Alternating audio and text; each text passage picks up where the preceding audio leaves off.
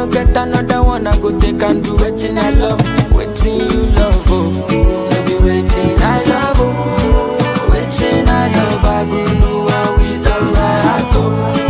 Go no be vodka. This time on me change, but I know the ways that we start.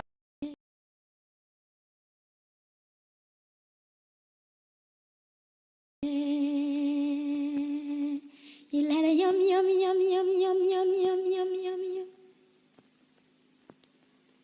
Na yela pere matina yela pese. You let it yum yum yum yum yum yum yum yum yum yum. Na yela pere muna kapela chora kakisa. We are yela pere balungna baire.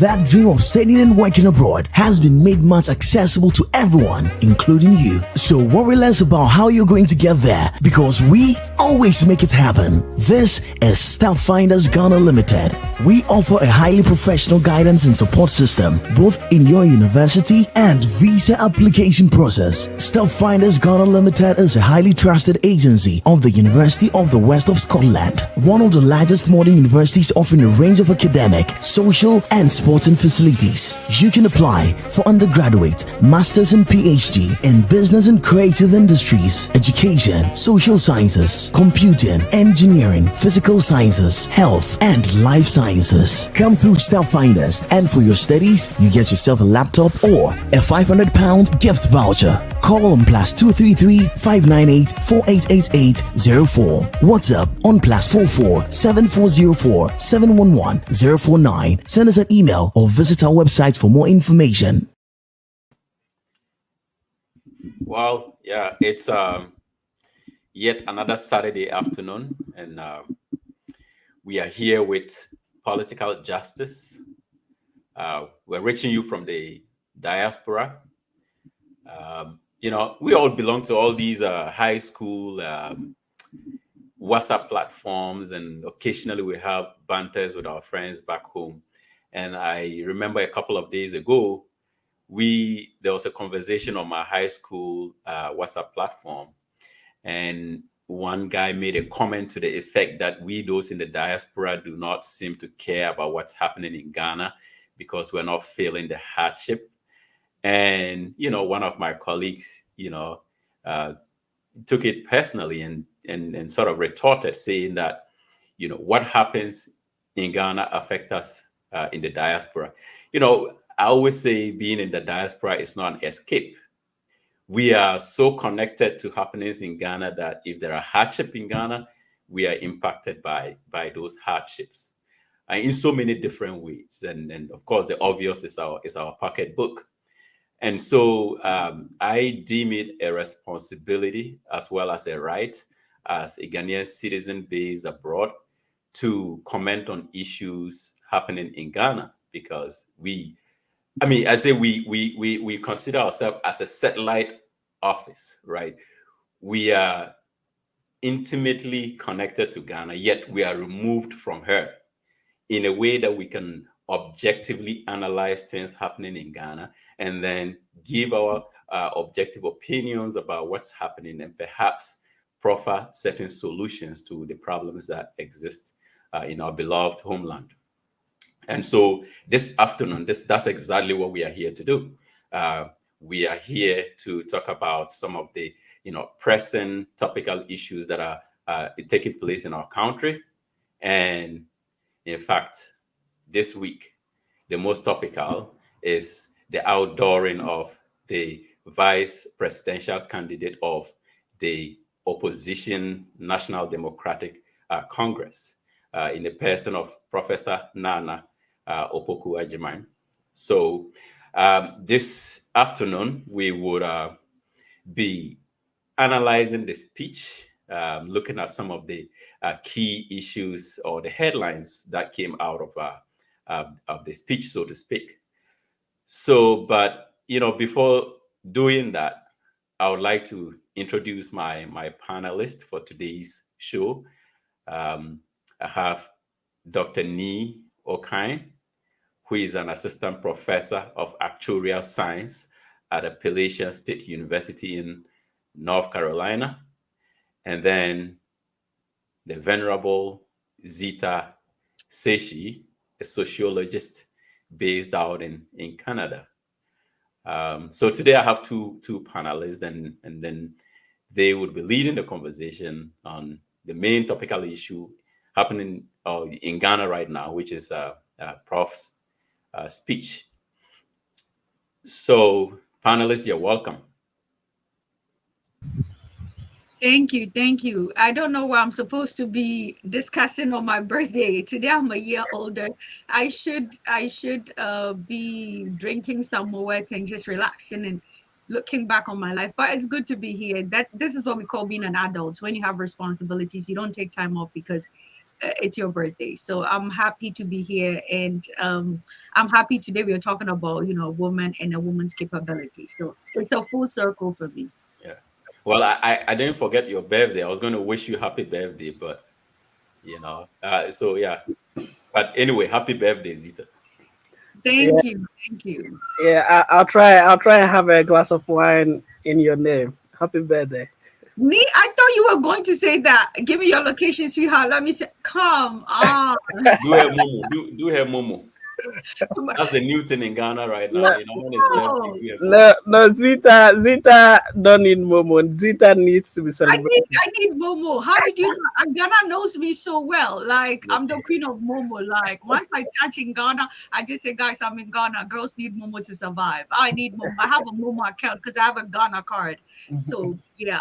Okay.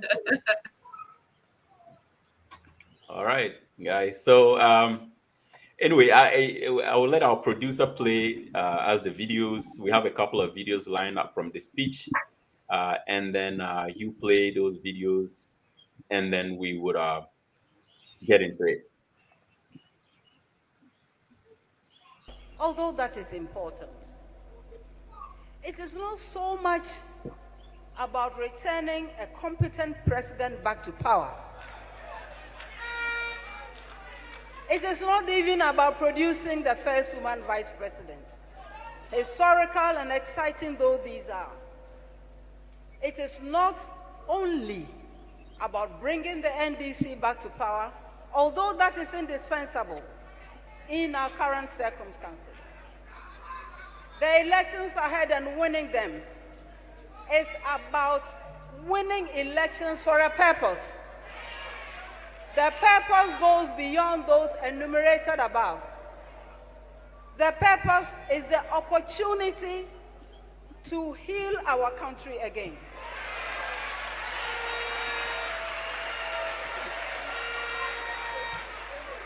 It is about the opportunity to pull Ghana back from the precipice of destruction, of normalizing corruption, of incomprehensive greed, from deep despair.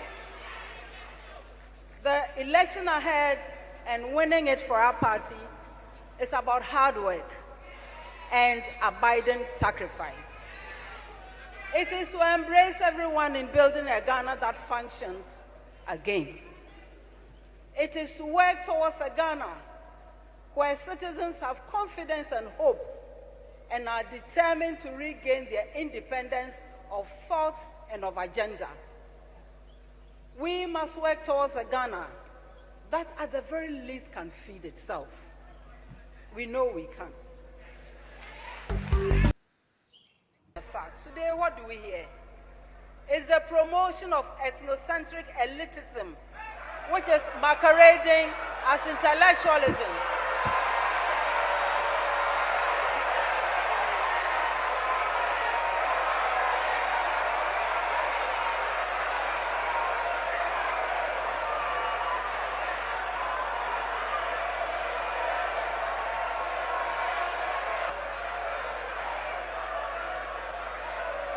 Distinguished ladies and gentlemen, it is elitism masquerading as intellectualism. It is weakness strutting as courage, and crony capitalism masked as development in freedom. It is shameless hypocrisy pretending to be objective. These will never move our country forward. Rather, the most significant achievement of all these has been a country in near insolvency. Its natural resources such as water, land, and even the environment in rebellion. A people harassed and intimidated into numbness, and as some will say cynically, some of us also bribed into silence. Successes and share responsibility for our setbacks, if any. And at the time of reckoning, Your Excellency John Dramani Mahama, I will not, in the advancement of self-serving ambition, declare to the whole world that I was only the driver's mate.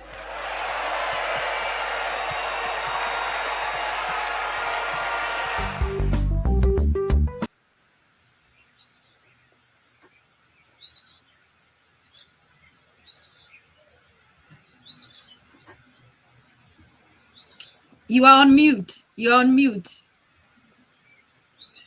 All right. So what I was saying was that I'll come back to the sort of the ending punchline of not characterizing herself as the driver's mate when the day of reckoning comes. But overall, let's talk about the speech. I mean, I love speeches, to be honest with you. I think that over the years, the power of a carefully constructed speech in politics has been devalued, right? But listening to prop speech, I think that that value that throughout history has been given to political speeches has been resurrected. I don't know what your opinions are, just quite generally about the quality of the speech before we go into its specifics.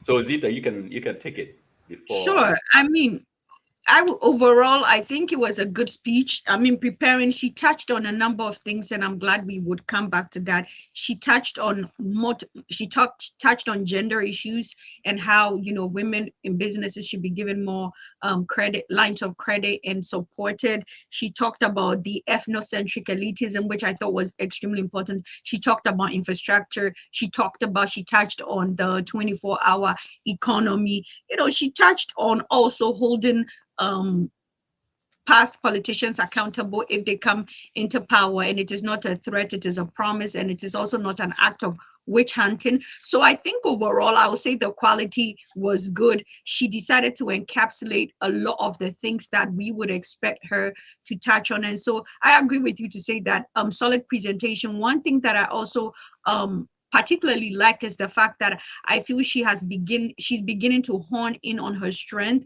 as a female vice president, and so she's more assertive in her demeanor and bold in her demeanor. And so overall, I agree with you. Excellent speech. She touched on all the things that we want to hear as Ghanaians, from the education sector to accountability, to the economy, to infrastructure, and to also, the most importantly, gender issues, how women will be uplifted when she's able to come into power come December 2024. Yeah.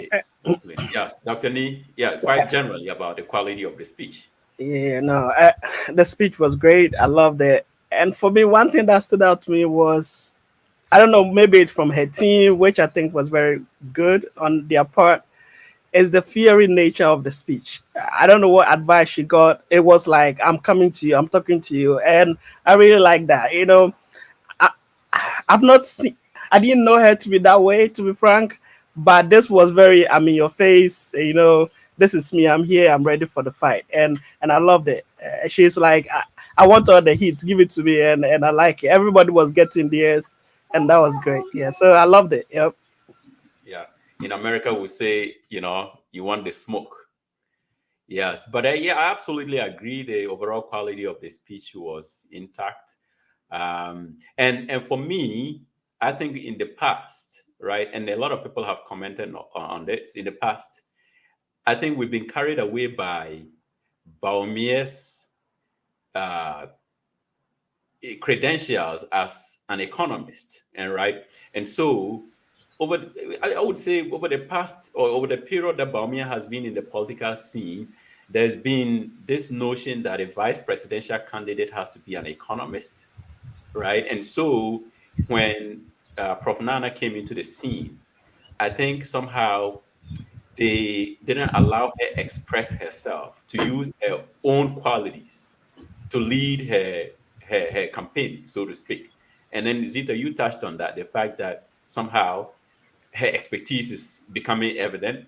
And I think leading with her strength is the way forward with respect to complementing JM on the ticket, right? And so in this particular speech, I agree that you could see her as a person in the speech that was delivered, right? It wasn't one of those speeches that was written by, handlers to satisfy a certain talking point. It essentially, that speech belonged to her. You could see her speaking, right?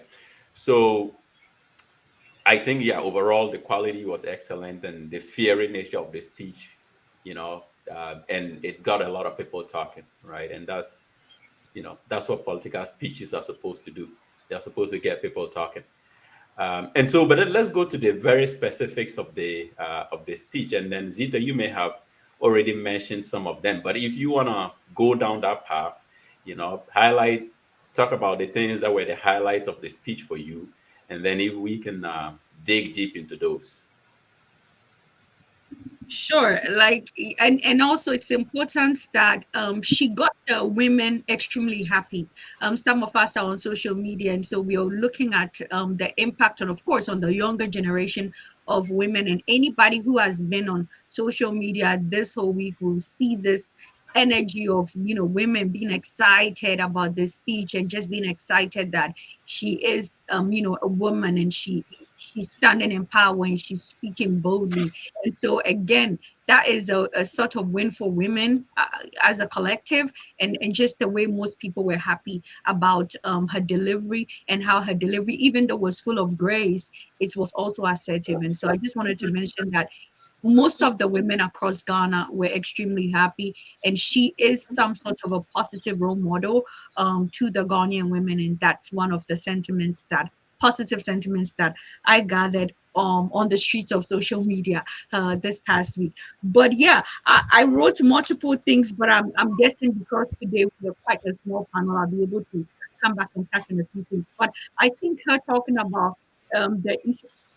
Okay, first of all, I don't know if I should go and emphasize the issue of gender and women. Okay, specifically, I'm going to come to that. That it's going to be a topic of its own. Yeah. Okay. Yeah. Because that is my very first thing, but then I'm going to leave that and emphasize on the political elitism. I think that is something that is integral to Ghana's politics, and that there are a group of people who feel that Ghana is theirs, and this feeling of some groups not feeling like they are Ghanaian enough. And so I like the fact that she touched on it, and it is something that I hope that when the NDC come into power, they would continuously work on creating this sort of cohesion and togetherness among Ghanaians, because it's very prevalent when you look at political circles, and it's just all about people of a certain social standing, and people from these particular groups are heard more, and their views are seen as the views of the dominant group, whilst other groups are treated like they are not Ghanaians and that they do not count. And we saw that in the voter suppression in the Volta region, and we also saw that in President Nana Akufo-Addo's demeanor when he went to the Volta region during the whole water displacement. His demeanor, his countenance, and his speech was overall very dismissive of the people in the Volta region. So I'm glad that she touched on that. And these are sentiments that as we begin to have these discussions, I hope whoever becomes president will focus on more cohesiveness and also pay attention to other groups that are perceived as not part of the dominant group. So for me, that is one of the key things that she touched on that I was like, where to go, because elitism, ethnocentric elitism is problematic to Ghana's political space. Yeah. Yeah. Well, yeah. I mean, go ahead, Nee. Yeah. Yeah, I just wanted to add to that. And one of my key takeaways, right, from the speech was what she talked about. Making history is gratifying, but what really matters is to be the first. It's not to be the first through the door. What matters is to hold the door open for those behind us and create other avenues of self-actualization for many more. And she's probably she's gonna be the first woman vice president, like the first woman to hold such an office. And for me, that statement is profound because I've been the first black person in a lot of groups and or a lot of for being given a lot of opportunities. And such a statement relates to me because you're like you want to do the best work or job as possible so that it will be like you're not going to be the first black person in this room or in this position or whatever. So I related so much to that. And also for me,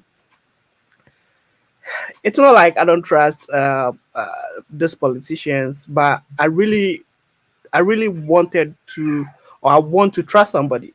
And if you look at this ticket, the Mahama Jane ticket, she brings or reinforces I want to find the right word, but she reinforces something for me personally, some kind of trust.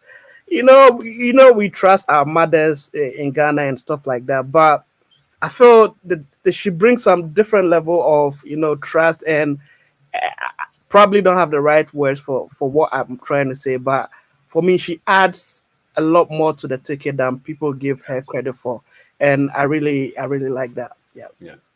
I guess maybe you may Is say the word she's. integrity? Is it integrity that you are looking for? Or So, integrity?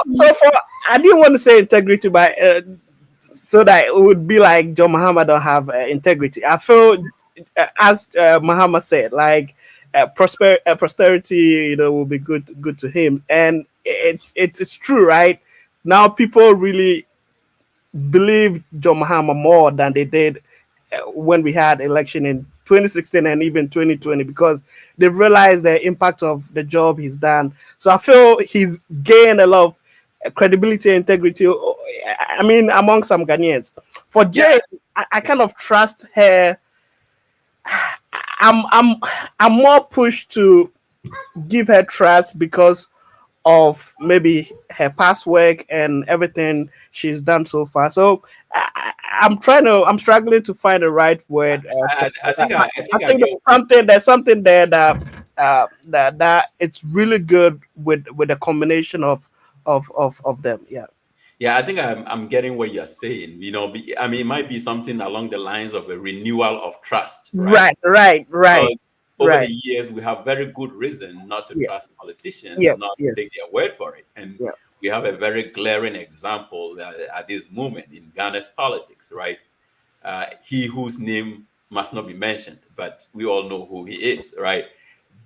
And so, having Prof. Jane, deliver a speech straight out of her heart, I can see that speech actually being able to renew people's trust in politicians, right? And she doesn't really appeal to us as though she is the conventional career politician who would just come and say things for saying them sake or for saying them to get elected, right? She appeared very genuine in that sense, and so you are very likely to trust in somebody like that compared to the line of politicians that we have had in who have occupied Ghana's political space in past times. So I definitely get where you are driving at, and I think that's the advantage of her being on the ticket, right? And but again, specifically on the speech, right? And Yes, Chairman, host Agana, please. I was when I was in UCC, and I know this will give away my age, but I was in UCC 2008 to 2012. why do you want to hide your age? Yeah, she was a VC there, so please allow me to talk about that in sometime in the show. So I'm just letting you know. Yeah, Yeah. okay. Yeah, we'll come to her record, and maybe Okay. at that point you can tie in her. Yeah. performance as a VC. I just want to say that I went to Legon, so I wouldn't have much contribution, but I see where he's going with that. Yeah. Yeah. He can have a field day and brag about, his, past institutional alumni or whatever they call it. So, yeah, But- you can have that reign. Anybody knows where did Muhammad, guys? I'm not trying to come out of, but which institution did Muhammad go Mama again? went to Legon. He was a Legon, vandal. yeah. Oh, okay, then I have something to brag about too. Yeah. We- He was a vandal, and I'm a vandal too. Yeah, he went to the city. We always say he went to the city. He didn't go to Legon. He went to the city. But yeah, anyway. So back to the speech. For instance, I have listened to some radio commentary, and some individuals in the opposition MPP and Nana Akomia, to be specific, quite in a very dismissive way, characterized her speech as poetry. And then he went like, oh, is that not her profession or something like that? Very, very dismissive in his characterization of the speech as poetry, and also and it's a pattern. In fact, we have spoken about this before, that in 2020 when she was nominated, they then was he the majority leader at the time? Che Mensa Bonsu made a comment that, oh, she's a professor of literature. What's she bringing on the table? And it makes me wonder that, do some of these leaders that we have understand the various discipline and what it takes to study something like literature, right? And again, this has come out with Akomia's comment. And I mean, I'm going to speak from my own understanding of various disciplines and perhaps what it might take, or what in the process of acquiring a higher degree in, for instance, literature, and being a professor of literature, what it may entail, and what knowledge you may have acquired along the way, right? And for instance, in order to write a novel or to even write poetry, you have to have a firm grasp of your society, its history, and its happenings, current happenings, as well as what the future may look like for that society. And so you have to be broadly read. And so to find leaders in Ghana dismissing certain disciplines and saying that perhaps somebody who studied those disciplines does not qualify to lead a country, in my opinion, is quite unfortunate, in fact. So I don't know if you guys have any additions to make, but I think our educational system needs a reorientation, and that might include, re-educating some of our leaders to understand the various disciplines and the types of knowledge that you may acquire in the process of gaining higher education in those disciplines. But in my opinion, you don't really have to be an economist or whatever may be the case to qualify to be a president or be competent enough to be a president. Yeah, can I bite this one? Yes. So, and not just that, not just about being a professor of literature or whatever, but it's about we've all gone through the PhD process, right? I know all of us here has a PhD. Not saying, but the point is, going through the PhD process is really difficult. So if she's been able to go through that and been successful, and also she's a professor, going through after your PhD, getting the job, going through the ranks of an assistant professor, associate, and to the professor, he has to take work ethic, and that should also tell us that this woman is hardworking. She has the right work ethic to get to that level, and not only being having the work ethic, she's also being a vice chancellor, and I mean the first female vice chancellor, and you can correct me on that, of a university in Ghana. That means that, and when she was there, she made decisions, right? So she has a track record of making good decisions. Making good decisions doesn't mean you should only be an economist. I mean, we have Baumia, who is an economist. What has he done? What has he done? He's just talking here and there with no output. So I think she has the track record. She's shown that she'll make. She's made brilliant decisions in the future, and she's going to make the same good decisions in the past. She's going to make those same decisions in the future. But for me, what excites me is that, and because of the way the system is in Ghana, I'm not surprised of the comment from the chairman, sir. Sometimes our men have this condescending attitude towards women, and that's why I really like this ticket. We are promoting women. Ghana will not move forward or to the level we want if we do not promote our women. Women are roughly 50% of the population, and you cannot put 50% of the population down and expect to rise. No. And that's why we need this ticket. We need this ticket to do so well. And again, it goes back to the statement, what she said. I'll make sure when I'm done, I'll not be the last person through this door, right? That means that it's a challenge for her, that she knows what she's up against, right? She knows that she's against the status quo. So I believe she's going to work hard. She has a track record for it, and I love this ticket because it represents everything. And I hope, I mean, NDC wins so that we can see more of it. Yep. Yeah. I mean, absolutely. I mean, it's interesting that you kind of made my point more even better, because you go into beyond her education and serving as the vice chancellor of a very big university in Ghana, and her record there as well. But yeah, Zita, if you want to touch on that issue as well, and what I'm surprised you beat me to it with that. And Yeah.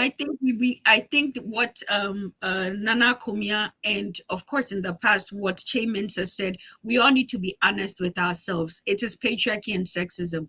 Ghana's political terrain is extremely sexist and patriarchal. And so they're trying to say that, literature is a feminine course. And so you're not coming with any credibility. I'm sure if her PhD was in economics, they'll find something else. So we need to understand the level of antagonism that women, who enter the political space in Ghana face. If anybody's watching and they've been on TikTok, they would have heard of Dr. Z trending on Ghana. That is me. And why? People have disrespected me because they said, her PhD in sociology. Sociology is nothing. And in the past 2 weeks in Ghana, it has been talks about sociology simply because of me, and simply because I said I have a doctorate in sociology. They said it is nothing. What is sociology? And just this whole thing of, if it's not engineering, and people have compared me, it should be engineering, pharmacy, medicine. You can't brag with sociology. So it is this whole thing, and it's just not in the political space, but within Ghana's culture, it is extremely patriarchal, and that women are kind of, always being put down in some sense. And so I agree with me that this is what makes this ticket a very solid one. And I would say that women are not just 50%, we are 50.1. We are a bit more than men in Ghana. But in terms of representation, I was preparing some notes. Currently, in Ghana, they have 40 seats for women in parliament out of the 275. When I did my doctoral work, I did a historical trajectory of women in parliament up till now. And it's only grows by 8 and by 10 every other 4 years. So we have an issue of women being represented in the political space. But the reason why women don't do that is because of this hostile nature of Ghana's politics and these politics of insult and these politics of demeaning. Like Nee rightly said, this woman going through the PhD process, irrespective of whatever discipline, is extremely hard.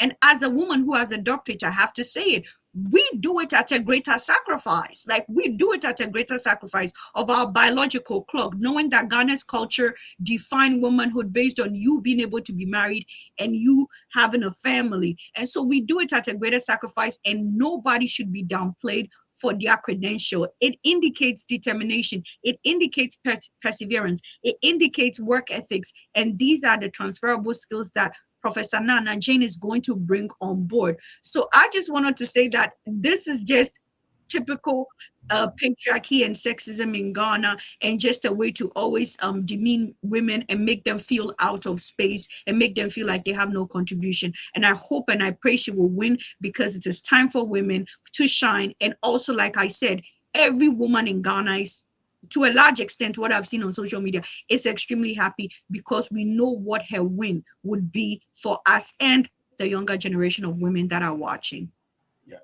Yeah, absolutely. And I like the fact that, she didn't quite lean into identity politics, right? She established a caveat that winning this election shouldn't be about breaking a certain record. And of course, if she wins, if the ticket wins, she would be the first, vice president in the history of Ghana. And that would be breaking the glass ceiling. But she was very clear in stating that that shouldn't be the objective of winning the election, but for the greater good, right? In terms, she looked at what the ticket was going to do when they win the election. It wasn't about breaking records or if you like, the tokenism that comes with some of these issues related with identity. She asserted her qualifications and the fact that when elected, she is going to work to make Ghana a better place for her citizens. And I think that was extremely important, right? And I do appreciate her diplomacy, but I think that identity politics is important and cannot be delineated from the fact. We need to look at across all countries. Anytime there's a woman on a particular ticket, it raises concern. So I understand her diplomacy and I understand her tactfulness, but I'll also say that for most of us, she is going to make history, and we need to see that history. And so it is okay even if she leans on that. Like I said, men have led for how many years? So if even she leans on identity politics, is it bad? That's the thing. I guess my issue here is the fact that there's been a backlash, right? Whereby critics of if you like DEI and those sorts of things say that they are putting square pegs in round holes, whichever the saying is, right? To suggest that women or people of color who occupy certain positions are only kept in those positions because they have to satisfy the DI conditions of, and I like the fact that she highlighted her credentials and what she was going to do for the people of Ghana if the ticket gets elected, even though we understand that she is going to break a glass ceiling. But I feel like she needed to demonstrate that. Right. And of course, usually if you're the first group of people to do something, you have to always excel beyond the ordinary, And so I like that. We know that in the background, her representation in that light is going to create more avenues, is opening doors for women in politics. But leading with that might give the critics some sort of fodder to lash on, right? And so that I just kind of like the tactfulness in the way she went about her speech. And Chema Agana, if you allow me to add one more point. Yes. Another thing which is important, going through her being a literature professor or going through that program to get a degree, what it tells me that she's somebody that can think on her feet, right? And sometimes being a vice president, you're going to be in meetings, crucial meetings where you have to make split second decision, and they are all important, right? I was on a Zoom call with her. I think the NDC Pro Forum USA organized a meeting with her. And for me, what impressed me, of course, she was my VC, so I shouldn't be surprised. But people were asking her questions and she was answering. And these were not questions like she knew ahead of time. Like it was right there. And I was like, yeah, of course, she has a PhD, she's smart. But I was impressed anyway, right? And that's what you need. So trying to just just say her degrees in literature, that's very condescending. Yeah. Yeah. Well, okay, so let's get a little political here. What are the political implications of her selection as a running mate? Obviously, I mean, political parties make political calculations when selecting a political sort of a running mate, or even the candidate himself. There's considerations of what the base that she's going to attract are. And so I would want you guys to speak to that. What do you think the political benefit is to the NDC with her selection as a running mate to JDM? So I mean, Zita, you can go with it, and then yeah. Yeah, it ties back to what I was saying. I think political base, like women representation, like that is so important. And I know that Agana, you and me, you are men, so you will not understand the gravity of how we feel seeing a woman. That is the statement in itself, and that is what will propel, the NDC, because I am on the grassroots level on social media with almost 100,000 followers. This whole week, I've cleared my schedule. I was just, after her speech, it was crazy. Just the women are stitching her and say, oh my God, this is amazing. Our daughters have somebody to look up to. And this whole week, the statement has been sanitizing. They feel like we've sanitized social media with her speech, with what she represents, as a highly educated woman with a great track record that is there. And so politically, you and Nee might be men, but that is what is like the pull factor for most of us, irrespective of people's ethnicity. That has been like more of the consensus that I'm hearing, that it's a woman and she has credibility and she's just standing in her power and she's speaking. Again, I know you don't want to hear that, but before she started her speech, she said Atubam. She has this maternal vibe that is balancing things out. And I know most of you are men, but the energy that a woman brings to a dynamic in a space that is extremely patriarchal is different. It is warm, it is welcoming. And I like the fact that she started with that for those of you who have welcomed me at Tubam, she gave me that warm feeling that you can trust her, and then you are around somebody who is trustworthy, because most of us, I'm sorry to say, you're men, but we go with our mothers all the time. Like, that's just it. Our fathers, we celebrate them. But if push comes to shove, we're all going with our mothers, because our mothers will always sacrifice for us and be there. So for me, when it comes to the political implications, I'm sorry to say it's mainly the gender part, looking at Ghana, because she's not the first vice president to have a PhD. We had Professor Atta Mills had a PhD. Bawumia has a failing PhD, but definitely a PhD. And so when we talk of academic credentials, she's not breaking the academic credentials, but she is breaking the gender barrier. And that is the political statement for me. So is that going to attract votes? Because if you want to make it a gender game, is that going to be an advantage? Of course, it is an advantage, but it goes beyond she has the credibility, like Nee has listed. So it's multiple factors coming together. But once we delineate the gender, and so she has the credibility, she has the ability to critically think, provide, solutions, while, give solutions immediately. or thinking on her feet and all that, then we are not looking at it in a holistic sense. And so from a more political base, the gender is extremely important. But again, it's not just gender. You can't just put any woman there, but a woman with a proven record, a woman with integrity, a woman who is now standing in her power and owning this position and saying, this is what I'm going to do.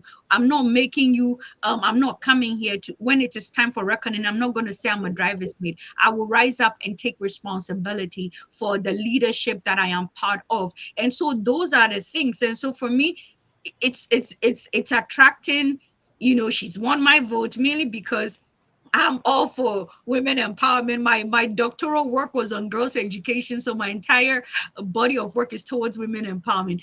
I mean, she's won my vote. It's amazing, and I think she has the credibility to do the work as well. I think so. Okay, so Nee, you were a student when she was the vice chancellor, right? Yes. And my understanding is that she was quite a disciplinarian, right? she won't, you know, let you guys have your way. Yeah, and so, yeah, but would that be an advantage in winning younger voters, or is going to turn them off? Because growing up, we don't tend to like disciplinarians a lot, right? So I don't know if that's a base that she would cover, having been in touch with students and younger folks. Let me tell you, if Ghanaians want the best thing for the country moving forward, she's actually the right person at the right time. Ghana, you know, we are going through a lot of financial problems. We are going through, with the money is not there. So we need somebody who is very disciplined, who has the integrity to follow through. And if you ask me, she has all the qualities. You need somebody like that who is very strict, who will make sure what the funds need to be used for is done. That is what we are supposed to do, right? And for me, I know, and I hope she's thinking about the presidency as well. I hope she's doing that, because somebody like me, I've seen men being president in Ghana for forever, and we've not gotten it right. To be frank, we've not gotten it right. I get it, but let's not jump the gun, because I want us to stick to the political advantage. Yes. But what I'm saying is, I hope she's thinking about that. But at the end of the day, I feel the advantage she has or what she brings to the ticket. Trust me, is the integrity she has. That we know if she says this is what we are going to do, she's going to get it done. And I think that will be very helpful to the NDC going forward. Again, the gender thing is there, but also if you look at the politics for NDC, there are other advantages as well. Mahama, we know, is from the north. Prof is from the south. So that's also an advantage, right? And again, you want to be able to satisfy everybody. Again, politics is numbers. So if Mama has enough cover, we need somebody that can cover the south. And I think she does that. And one of the main reasons why I think, in my opinion, why Bawumia has not announced a running mate is because he knows the problem if he announces a male ticket. And I think that's what is delaying the decision, because they've really done the analysis and they've seen that if they come with a male ticket, it's going to be a landslide for NDC. I mean, I'm not saying it's not going to be a landslide anyway, because what they've done, they've done worse than any government, and it should be a landslide anyway. But I'm saying they've done the analysis and they've realized that the advantage Prof adds to the ticket, and that's why it's taking them long. So I think she adds a lot to the ticket. Yeah. Okay. So, but the youth aspect, I don't know. What is your take on that? You know, again, you experience her as an authority figure when you were a student. Yeah. Do you think she is endearing to younger folks? I mean, what's your take on that? For me, I think the youth right now, we are fed up. We just need things to work. And that is what we need right now. So if she's the one that's going to make the thing work, hey, I'm all for it. And let me tell you, I was her baby when I was in UCC. And again, people may guess my age, but it's okay. 2008 to 2012. This woman made our processes for registration better. There was when I got in first year, we had a lot of problems with registration certain courses. I think if you don't register early enough, you won't get something. But and so there was a long queue during registration, long queue. And she came in and she changed the processes. And now you don't need to worry about registration. You can do registration with less stress. So again, we need somebody who will make the thing work. I don't care who. If it's Prof, I'm happy because again, I'm part of the men who want to push the women agenda this time because it's not work for us as men. So yes, I want to push a woman like Prof. And who better than a woman who has a PhD, who's been a VC, who's been an education minister? Who else than Prof? I don't think. Last time I made a comment on Twitter, I think, to be frank, she's actually the most qualified vice president we are going to get. And trust me, we had a PhD before, but when Mills came in, Mills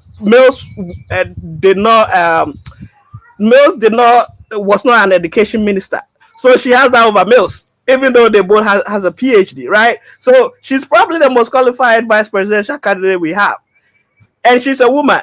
So hey, I'm all for it. I think she's gonna do great. And aside making our processes better, she actually when I was in UCC, I always see things, buildings coming up every day. We got buildings for they put up what they call the Center for Education. Let me check. They call it Center for Continuing Education. It was a huge building, and that had a lot of buildings for that program, right? And not just that. And even in that building, they had what they call the online whatever. They have some rooms for online education. So in 2015, when they put up that building, she was ahead of her time, thinking about now that online education is common. This woman was ahead of her time, thinking about how to make online education better.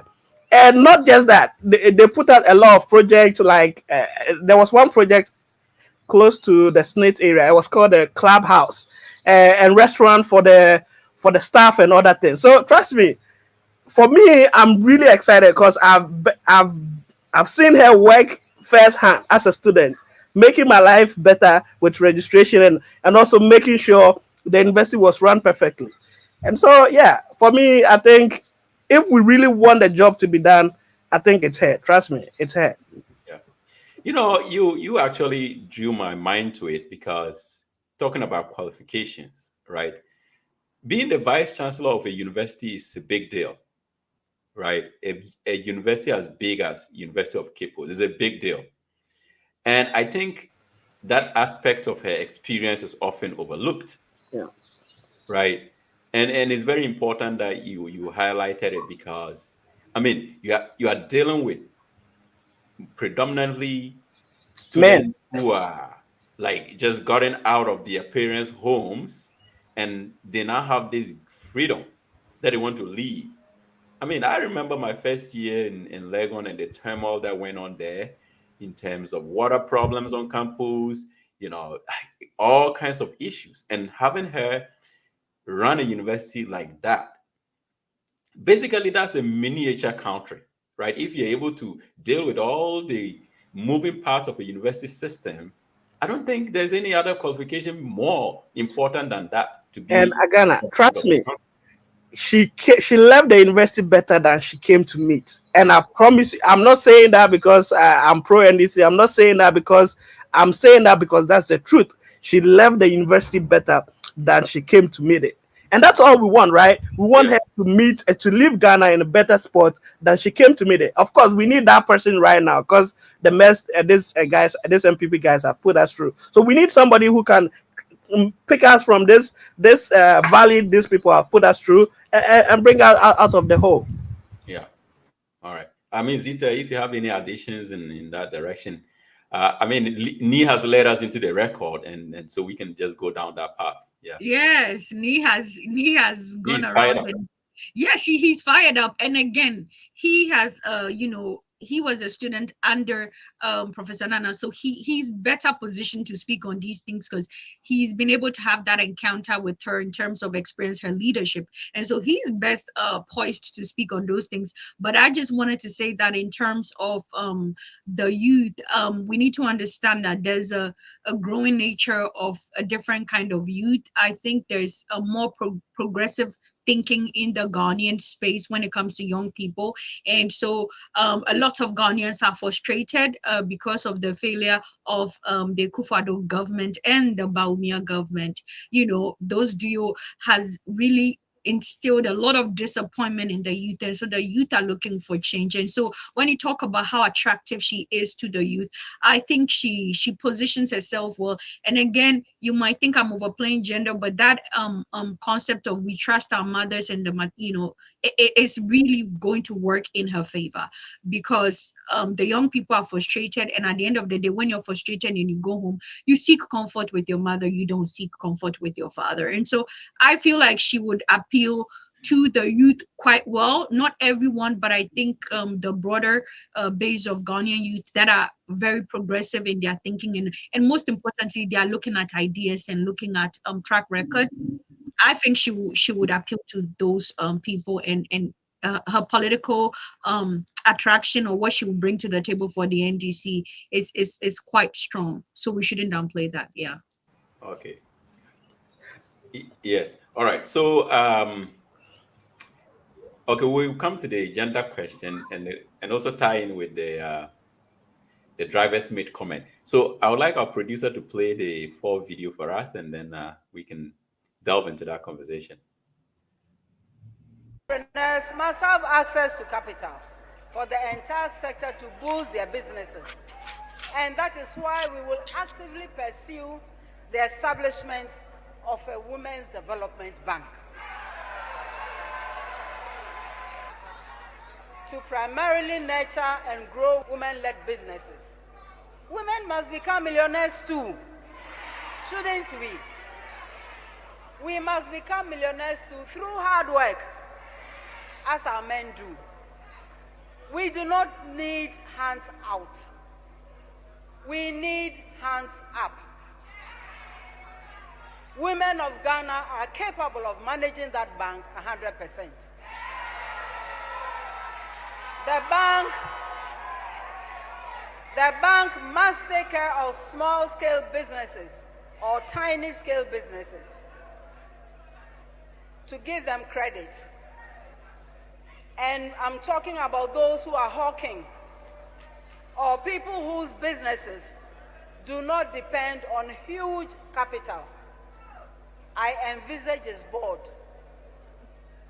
made up of trading associations and cooperatives, and all these fully represented and making serious decisions and being accountable to its members. And I into me. Hello, Wanye.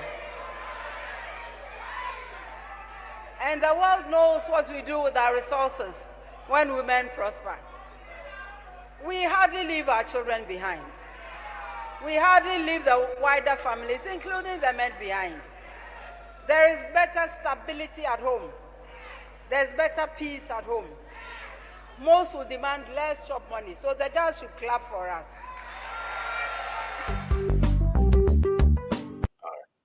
All right.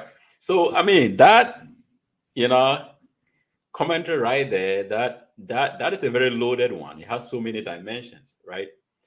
I mean, first of all, she makes a commitment to pursuing or pushing, you know, women's rights and things that would make the lives of women better.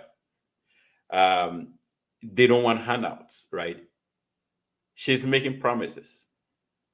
But we already have an individual in Ghana's political space who made a lot of promises, and his feet is being held to the fire as we speak. And so,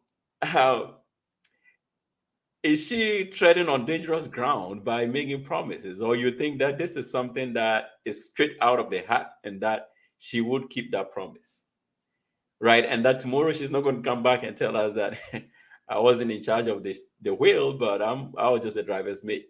What do you guys think? Should she be making promises of this nature? Zita? Yes, yes, yes. I believe she needs to be making, and it's not, you see, the difference between Professor Nana and Jane and Baumia is the fact that she's not making a promise to incite people and get votes. Yeah. She's making a promise based on what data. She's not wrong. Have you looked at the Ghana Living Standard Survey? I have looked at the 2019 reports. That was the latest report I could find online. And women, even though more Ghanaian women have a lower education compared to men, more women are income contributing earners in the home. They work in the markets. More of our mothers in the informal sector. Go and look at it sector by sector, even in agriculture. I was looking at go look at 2019 Ghana Living Standard Survey. Even in agriculture, women were leading because they were the ones selling. They were the ones contributing income. So they broke it out sector by sector. This makes me know that this woman is making promises based on data, based on reviewing information that existed, not because she's trying to incite people to get vote. And so she's right when she talks about having a particular credit bank that supports women, because more women, even though they are less educated, even though more women in Ghana are less educated than men, more women are income contributing family members compared to men. And so when women are empowered, it trickles back to the home, and the home is, and the family is the, again, fundamental unit of every society. And so if it's difficult at the family level, social vices will increase and there'll be more problems in the society. So she's spot on with her promise. It is not a promise that I believe she cannot keep. She has looked at the existing data and she does understand that women contribute more income at home compared to men. And people who think that I'm lying, go look at the 2019 Ghana Living Standard Survey report, which is online. So it is spot on, and that is why she would appeal to somebody like me, because I know the data, I am reading the reports, and I know that empowering a woman, empowering our market women will trickle down to the home, and that will create a safer society. Because when people are struggling at home, it leads to more crime and things that will be going on wrongly in the country. So I don't think it's a promise she cannot keep, because she is not saying it. She's not doing like, 1 million, one constituency, every district. No, yes, she's not, because those people, I don't know if it is. Yeah, exactly. You just say anything and people were happy on that, but did they look at the data? Did they look at existing resources? Where were they going to get the money to be able to have given every constituency one dam, one district, one dam, one constituency, 1 million? Like, did they look at that? They didn't. But she is speaking from an informed place. It was one village, one dam. One village, one dam, not even one district. Imagine. No. That is even worse. No, I know it was one village, one factory. One village, one factory. Yeah. So MPPs are confusing. One village, one factory. Every district dam, one dam, and then every constituency. Immediately. Yeah. Wow. Yeah. Wow. And the question is, how did they come to that? And did they look at the data? Yeah. And did they look at how sources of funds, where were they going to generate the funds to do that? Empty promises. They eat and they sleep, whatever, to keep the masses going. And they said that and they couldn't do it. But I believe Professor Nana looked at the data before making that promise and understood the impact of women's financial empowerment can have in the home. Yeah. So what Zita is saying is that not all promises are equal, right? Some are very empty and essentially just to buy votes, and others are more realistic based on the data sets. And so we should be able to make that distinction, right? And that's a very good point. Yeah. Yeah, and Chamagana, the truth is, and whatever she said is true. When women are better financially, the house is better. When men are the only people bringing money at home, what usually it leads to is, sometimes it leads to abuse. I'm not saying all the time, but sometimes it leads to abuse because the women don't have the financial capability to get out of abusive relationship. So again, women are 50%, but most of them, we know in Ghana, most of women take care of the children. So if the women are better, what happens is that there's a lot of protection for not only the women, but also the children. Because you want women to be able to live abusive relationship if that's the case, right? And that's true. But the other thing is, if she's actually able to fulfill this promise, again, this sets her right to what I'm saying. I want her to look at the presidency. So if she's able to succeed in this, trying to bring benefit and kind of advancement towards women, and I think she'll be the right person going forward if we want a woman to be president. Because trust me, we need our women to do better, and this is one way of getting to that point, right? We need to give women loans and entrepreneurs loans and stuff like that with better terms, right? And I think that will be the focus of such a bank, right? Trying to give better loans with better terms to some of our women who are, trust me, this market women, they have money and they do a lot for our economy. So why not help this woman, right? And I think a great move. Yeah. Yeah. And look, just looking at her body language, I don't think she is going to be the kind of person that would come out one day and say, "Oh, I gave the right advice, but I wasn't listened to." She spoke with passion, and I think it's something that she wants to make one of her core goals once the ticket wins the election. And I'm sure she's going to insist that, look, I promised the people this, and this is not beyond our achievement, and so we need to get it done. And then also going by niece, with like a recollection of her record back at UCC, it doesn't look like she's the kind of person that would take no for an answer, especially if that no is going to do a lot of damage to her integrity, right? So again, I think I can agree with you in terms of it not being a lofty promise, but based on existing data, and it's something that can be achieved. And I also want to say maybe perhaps the focus shouldn't necessarily be on the bank per se, but if she comes into power and she's able to make credit accessible to women, right? Because that's the end goal of the bank, right? So it must not necessarily be a physical bank or whatever may be the case, but makes it easy for women to access credit, to be able to put their entrepreneurial ideas into practice. She would have fulfilled that promise. Yeah, and I absolutely agree with you guys on that.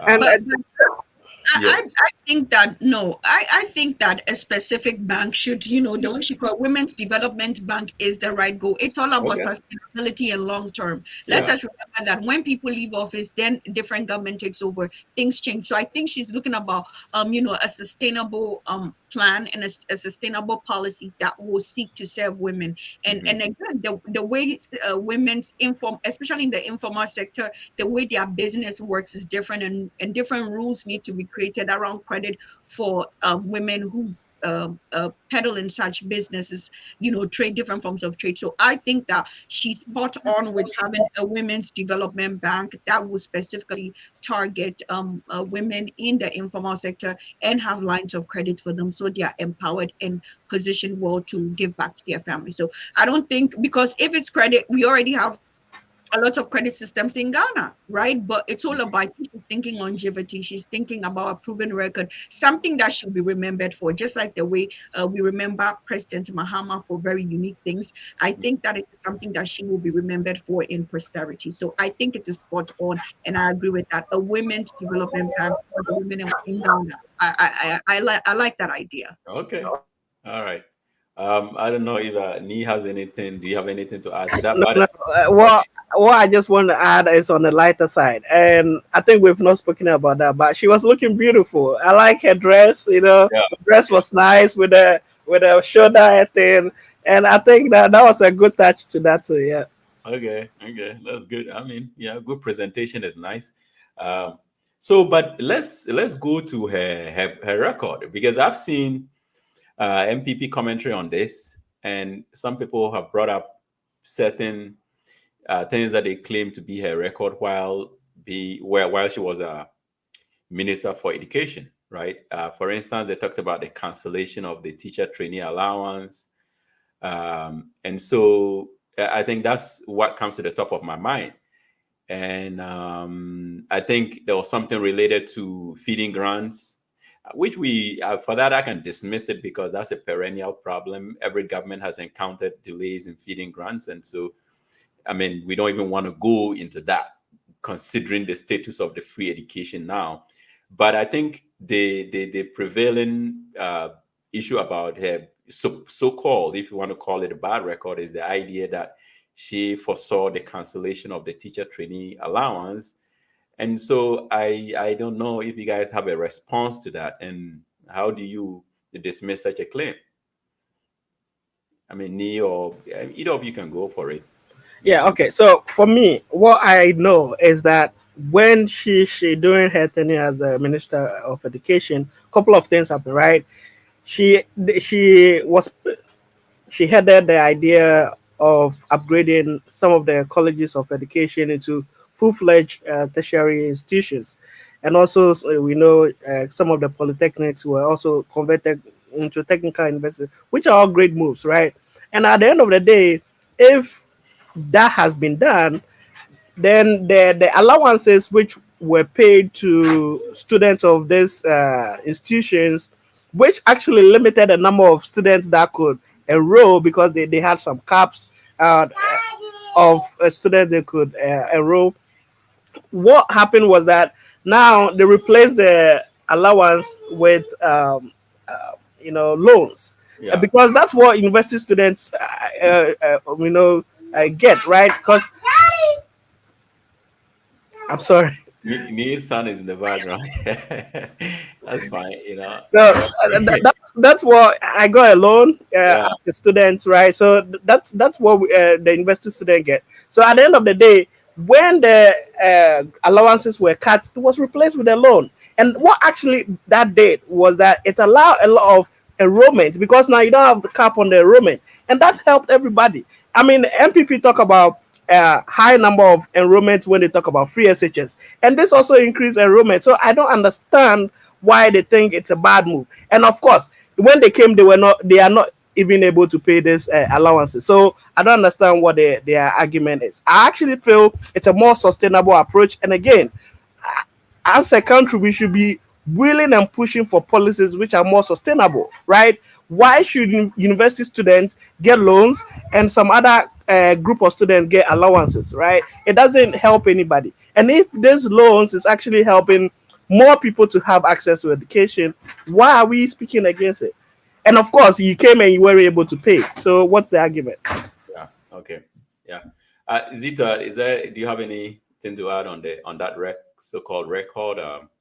Yeah, I am not extremely conversant with that, but one thing I also want to say to rebuttal what the MPP were saying under her leadership is the fact that we've seen a lot of mass exodus of nurses from Ghana to the UK under the MPP's reign. We need more of those health professionals, but they left. We have seen disgruntled national service personnel not receiving their allowance, not just this year, but for the past 3 years. There has been a pattern where national service personnel have not received, their allowances and all that. So I think that nitpicking on something that happened regarding, teacher trainee allowance, I think that is just another way to dent her image. And I don't think it will really hold water. Because if we really want to zoom in on the different forms of, resentment among different sectors, teachers, nurses, and national service personnel in Ghana, I think MPP will be guilty. So they need to tread cautiously with nitpicking on some of these things that are, yes, she was in charge, but not everything is within her scope. Sometimes when you're overseeing stuff, there are things that could go different ways, and it's about how you resolve it. But we've consistently seen under the MPP's government how, national service personnel have not been paid. A couple of weeks ago, they are protesting and they've not been paid. And it's not just this year, it's happened in the previous years, the past 3 years. Every year, national service personnel were struggling. Imagine that national service personnel taking 700 and something cedis. in this economy. I mean, come on. And we've had a mass exodus of nurses from Ghana. I personally know people who are nurses, and now all of them are in the UK. But we know that Ghana's health sector need more health professionals. But because of the poor, deplorable systems in Ghana, all our professionals are leaving the country. So I think the MPP needs to focus on those things than to nitpick to just score some political points. Yeah. Anyway, like talking about national service allowance, I remember my national service allowance was 1.250. That was 125 Ghana cedi, right? And at the time, the dollar to cedi exchange rate was probably around 1 to 1. That was around the period of when did they do the redenomination? Kufuor's era. Yeah, I guess it was around that the time. end of Kufuor's era. Yeah, I did my national service in 2007, right? And this was the exchange rate around that time, and we were taking 1.250. And then you say currently these national service personnel take what? 700? 720, yeah. So, and the exchange rate is almost twice of that amount, right? Like it's about $14 or something like that. So cool. If you look at it, they are getting 50% less than we got when we were doing national service.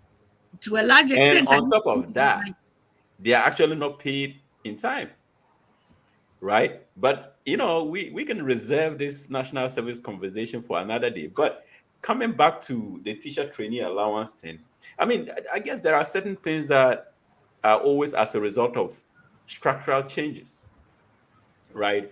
In fact, when we were in Legon, there were stories of how there were demonstrations because students said they were being fed chicken and rice.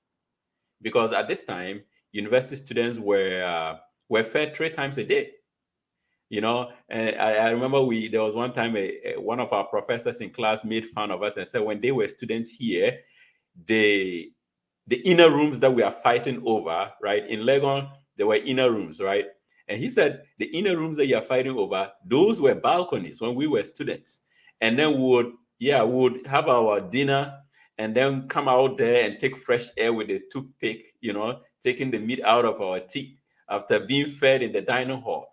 So these were the conditions in those days in the universities. They were being fed. The living conditions were not as they were when we were there, but the country had to move on. Reality set in, and students eventually had to pay their own tuition and feed themselves.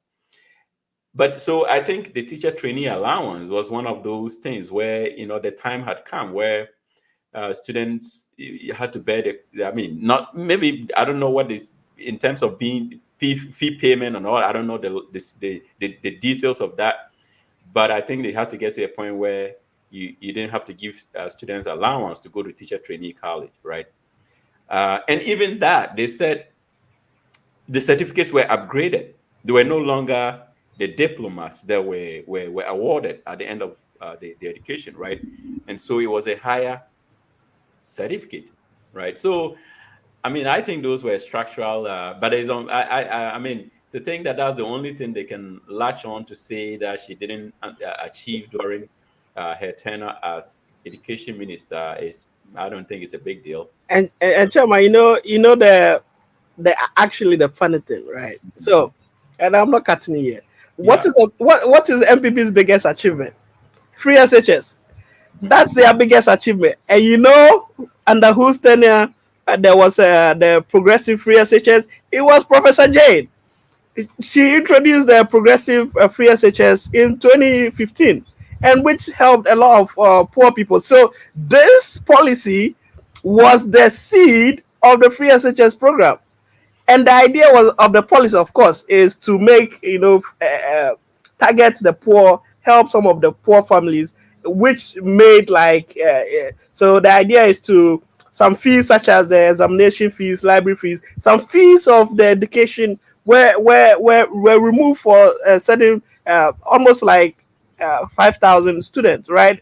500,000 poor students. So this policy, I could say they actually copied from Nanado got the idea from this woman, because under her tenure, this policy was implemented. So I don't know if that's why they're actually afraid of her, because they stole a policy this good from her. And I think that's the whole idea of trying to put her down, because they stole the policy from her. Okay. So, but I mean, given that her background is education, she professor for so many years, vice chancellor, education minister, right? What now? I mean, and I would wonder, because we are in the education space here, right? And so we are passionate about education. So without knowing, I haven't really heard her policy in terms of what she's going to do in that space. But let's assume that we were being asked to recommend any policy. What do you think is the issue with Ghana's education now? And for instance, if you were speaking to her directly, because I saw a video today. In fact, somebody I know made a video about education in Ghana, and she was talking about the fact that they are spending money in painting schools. In fact, there was a picture going around where one of those schools and sheds was also painted, because apparently there's this government policy of painting schools all over the place. And she made a very passionate video about the current conditions of education infrastructure, mostly in the rural areas in Ghana. And she was quite emotional about it. I tried to upload a video, but I couldn't. But I would have played it, and then that would have set us off.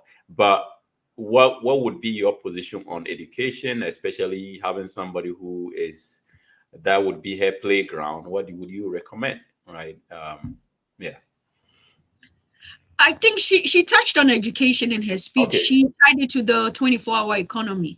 And so if you listen to her, she specifically talked about reforming the education sector, specifically technical and vocational training institutes needs to be reformed to align with the 24-hour economy, so that people can be able to participate and have a wider scope for the young people to be gainfully employed. And so she did touch on that about educational reform, specifically for the vocational and technical institutes. But as somebody whose doctoral work looked at education, I mean, she and I can sit down and have a chat for days on Ghana's education system. But if there is any advice that I would give, I would say that I know 4 years is not enough, but I would say that Ghana's education system needs to change, especially from the senior secondary level to the university. Instead of the typical exam, I think we need to put students in groups and give them assignments, like create something, invent something. It could be on a topic to explore and present on and offer solutions. I think that builds the intellectual capacity for students to develop critical thinking, because some of us had to come to Canada to be able to develop that, to be able to read material and critically think on it and pick up parts that needs to be further interrogated and offer solutions. And so if there's anything, we need to get rid of the cram and pass, memorize and pass system, and just be able to put students in groups and see those who emerge as natural leaders. Even though we can still maintain the examination system, we need to create a hybrid where it's not overly relying on students passing a specific exam, but putting them in groups and allowing them to solve a problem, present on a topic, and that can go towards their final exam. They can still maintain the exam part, but hybrid, create a space where people can develop critical thinking. At the university level, I think that the system needs to be overhauled. For instance, when I was studying sociology at the University of Ghana, I never learned that Dr. Kwame Nkrumah is perceived as a post-colonial sociologist or contributor to sociology. It was when I was teaching in Canada for the first time in 2018, the textbook I was using to teach my first year sociology course, I read through and they said non-Western contributors, and Kwame Nkrumah was the first. And I'm like, I did not even see Kwame Nkrumah as somebody who contributed to the discipline of sociology, and I am learning it in Canada and not in Ghana. And so we need to understand that the curriculum needs to be revised. The old European theorists are good to understand the foundation of, for instance, sociology for a discipline. But I think we need to read more on the contributions of our own, of the Dubois, of the Nkrumahs.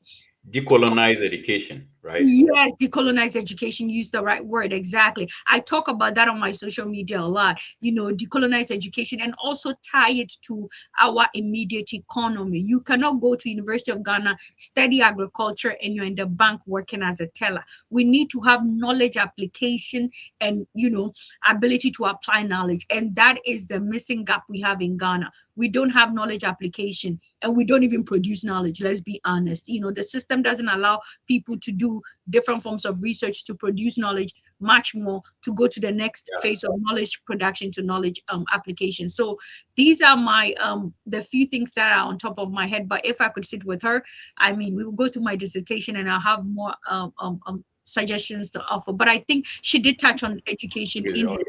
Okay. Yeah. Yeah. It's a whole ball game. Yeah, Nee did some work on education recently on the free education thing.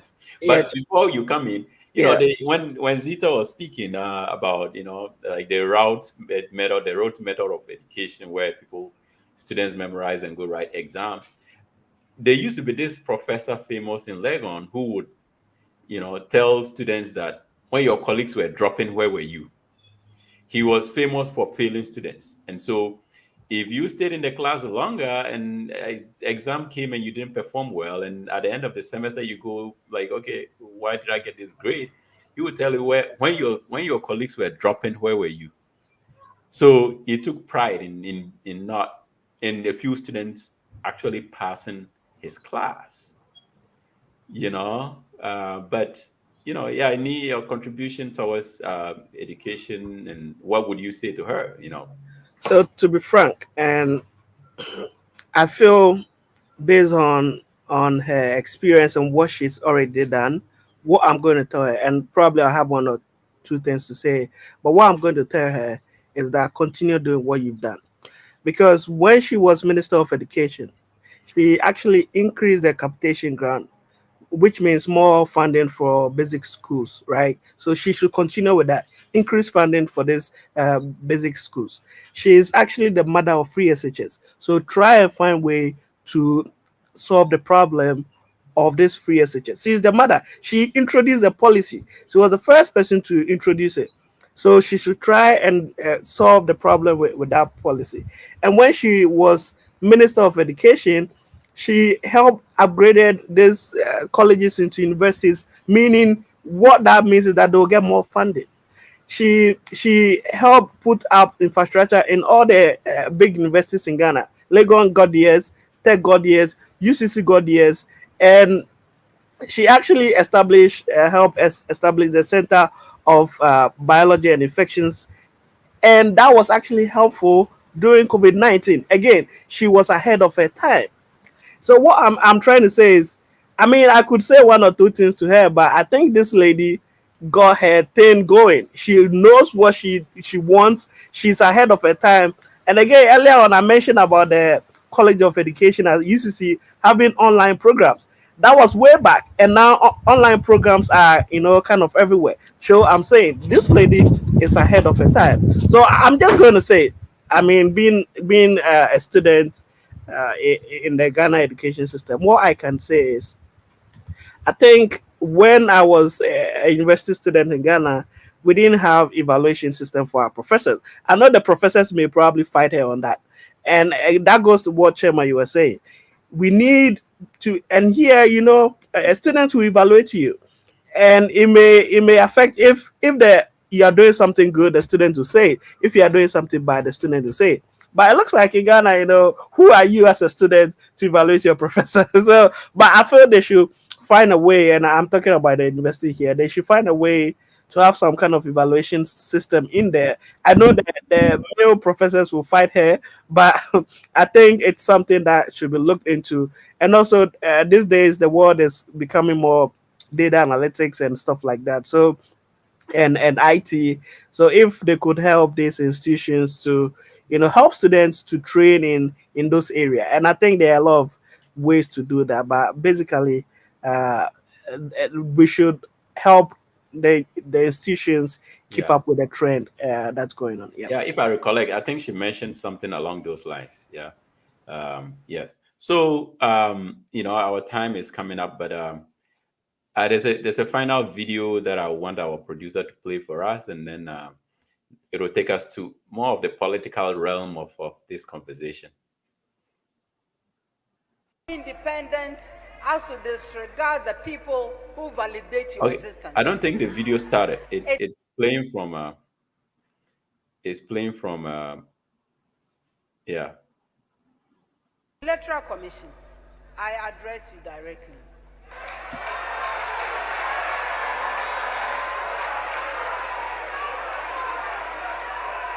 It is in the national interest and in your own interest to make transparent what has been and is going on in your establishment.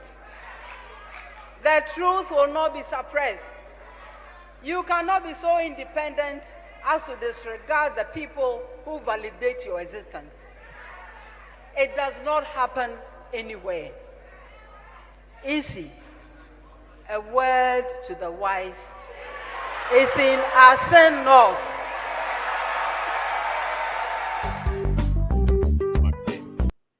Yeah. She spoke directly to the EC. And I think a couple of weeks ago, we had conversation about the conduct of the EC. And I'm happy that she highlighted it here as well.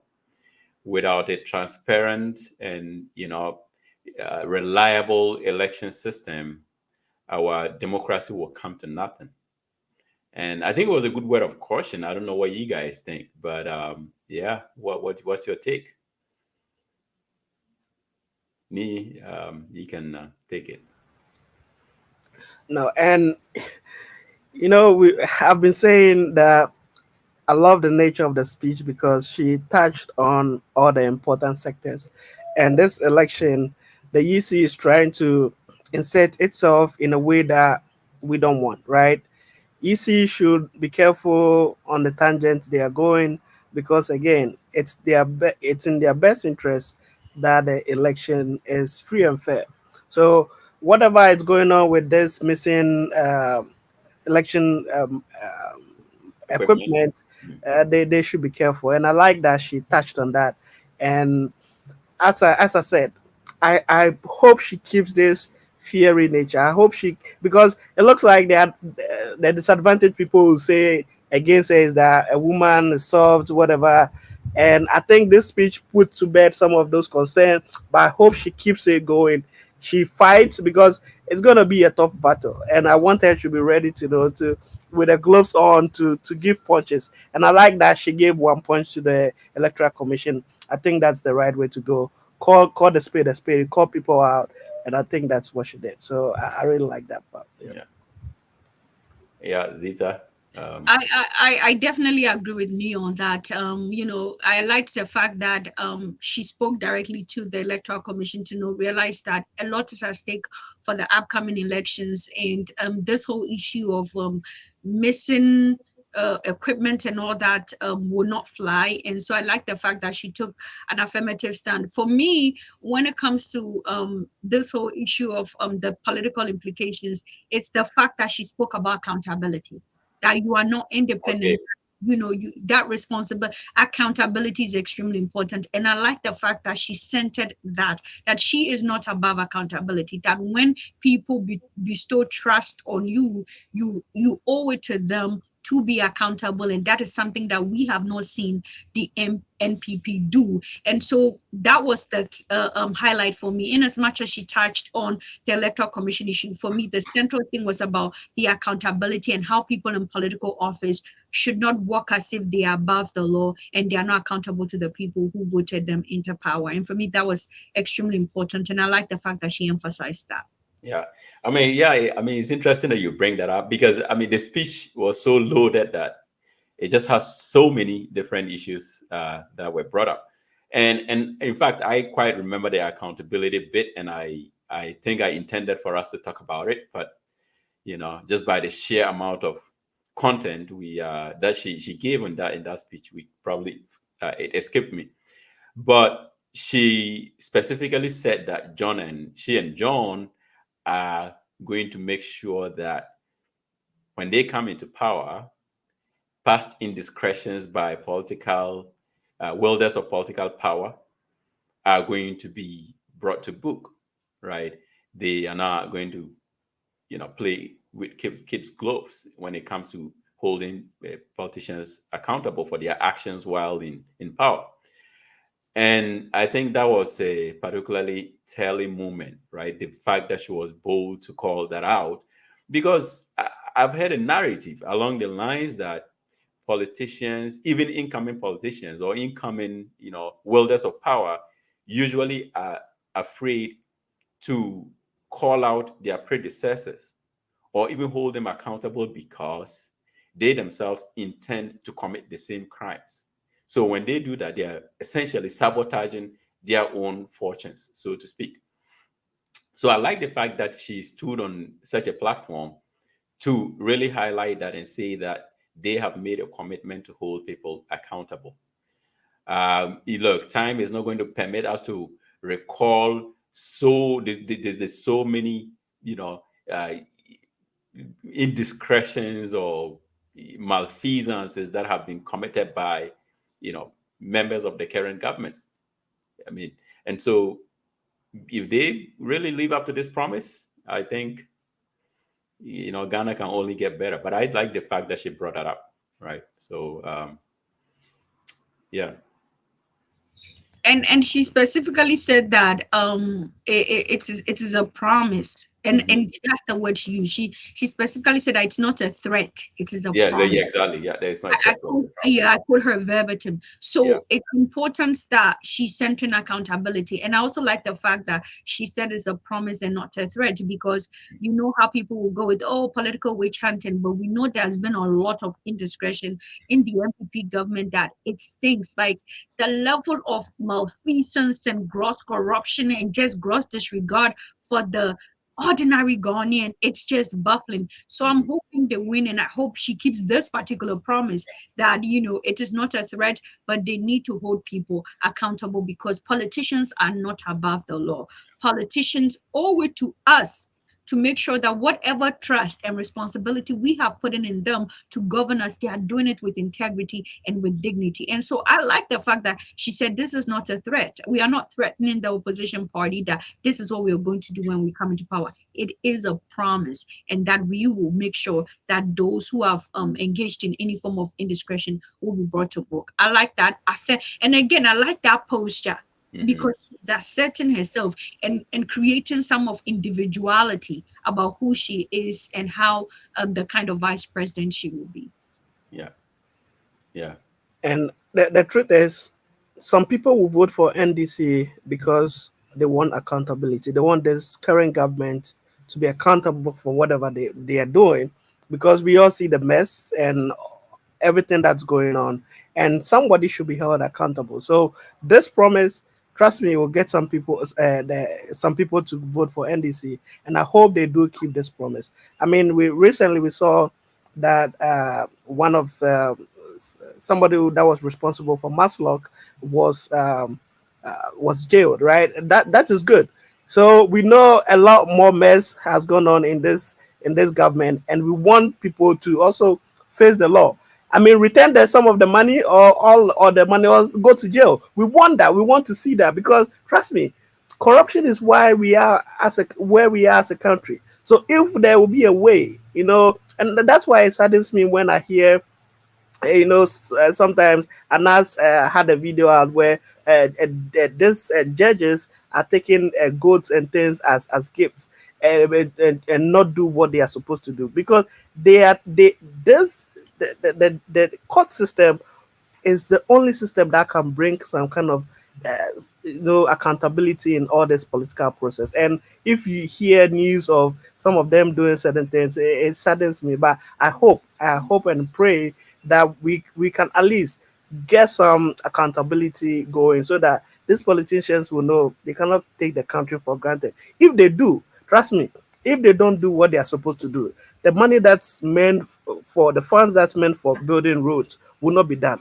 And we drive on these roads, it will cause road accident. We are going to die and needless death. The money that needs to go to the hospital to get our better equipment will not be used for that. And our parents, our siblings, we ourselves, we are going to die in an hospital because we don't have the right equipment. So this is not an MPP issue. It's a Ghana issue. We need accountability. And if they come, if NDC do come, and they also do continue this mess, we need somebody to hold them accountable, and that's it.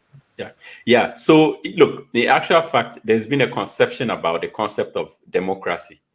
I mean, people have come to perceive democracy as this thing that makes the franchise equal, whereby everyone has an opportunity to vote or participate. But the origin of democracy was for accountability. So at the very heart of democracy is the foremost, objective of democracy is accountability.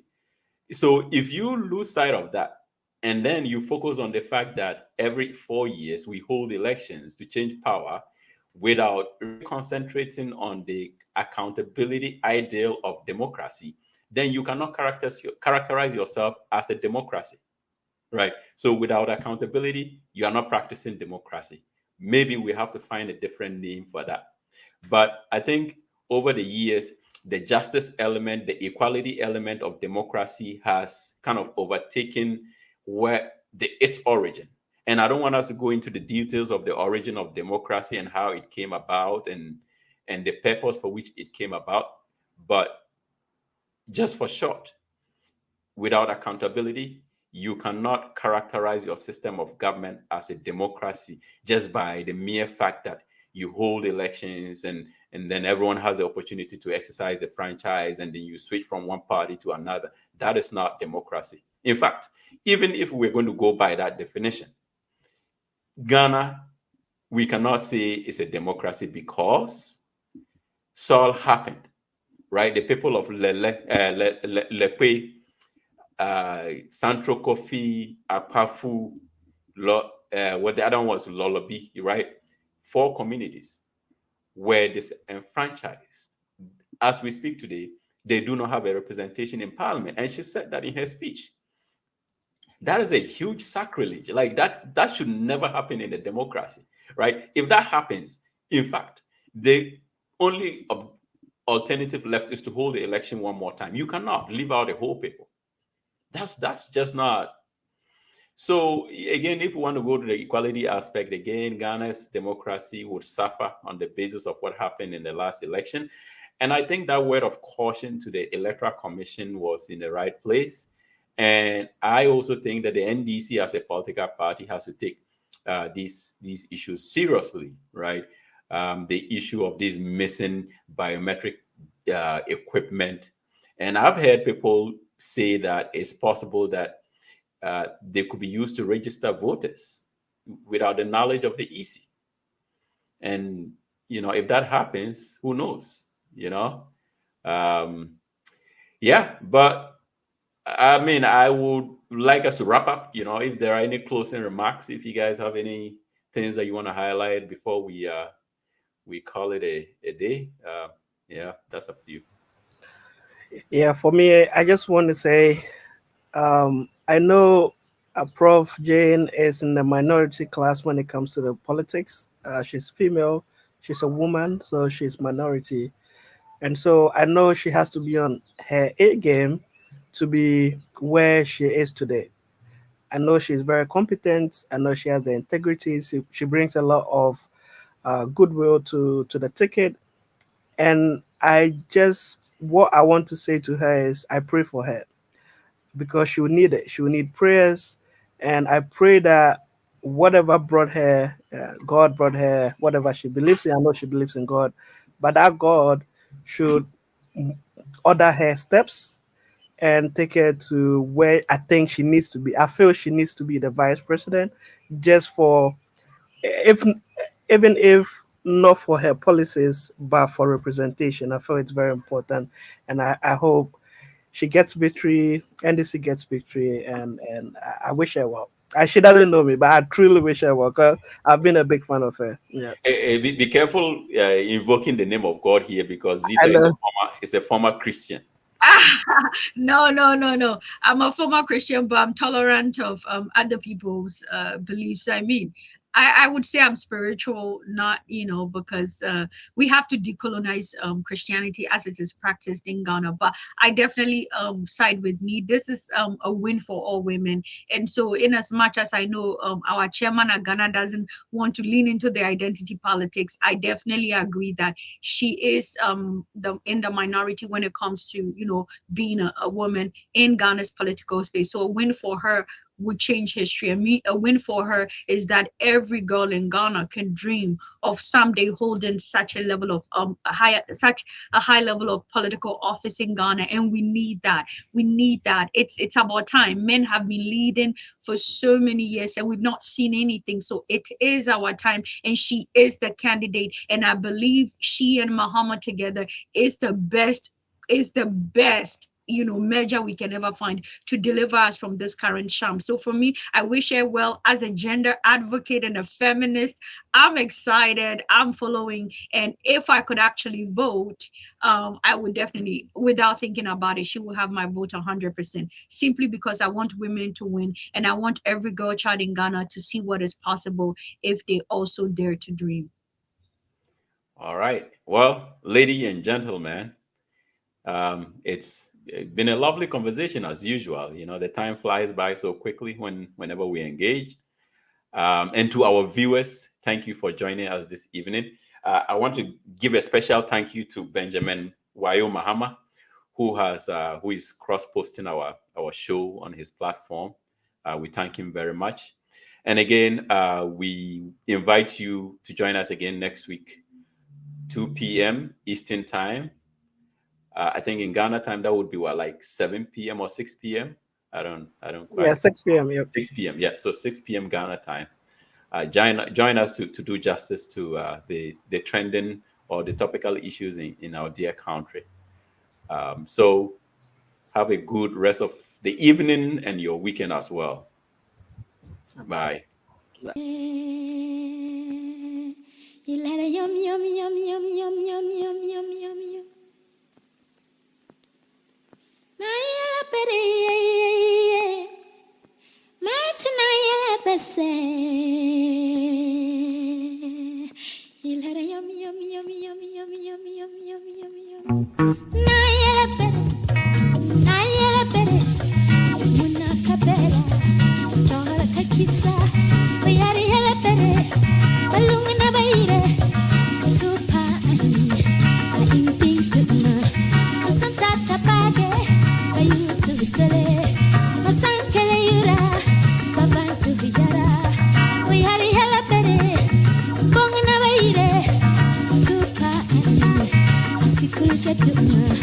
You can